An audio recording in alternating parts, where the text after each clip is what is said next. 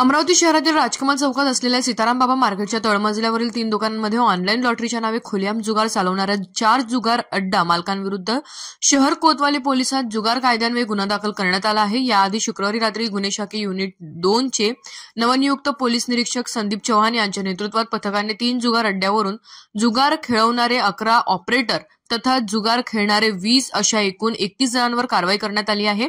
गुन्हे शाखा पोलिसांनी जुगार खेळवणाऱ्या ऑपरेटर्सकडून माहिती घेतली असता शहरातील धनराज राम रख्यानी राहणार रामपुरी कॅम्प अमरावती, बबुल आठवले राहणार महाजनपुरा विजय जैन राहणार भाजी बाजार, शरद नागाडिया राहणार अमरावती हे चौघे 3 अड्डे चालवत असल्याचे समोर आले। त्यामुळे पोलिसांनी या चौघांविरुद्ध गुन्हा दाखल केला आहे। शुक्रवारी सायंकाळी राजकमल चौकात गुन्हे शाखा युनिट 2 चे प्रमुख पीआय संदीप चव्हाण, एपीआय महेश इंगोले व त्यांच्या पथकाने ही कारवाई केली होती। त्यावेळी 11 ऑपरेटर व 20 जुगारांना ताब्यात घेण्यात आले होते।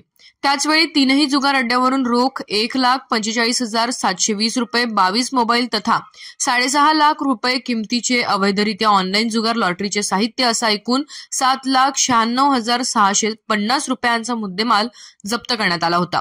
ऑनलाईन लॉटरीच्या नावे fun target, play lucky, golden chance या वेबसाईटवरील अवैध चक्री घोडा या ऑनलाईन खेळावर पैसे लावून जुगार खेळायला जात होता। या ठिकाणी रोज लाखोंची उलाढाल होत असल्याचे पोलिसांनी सांगितले।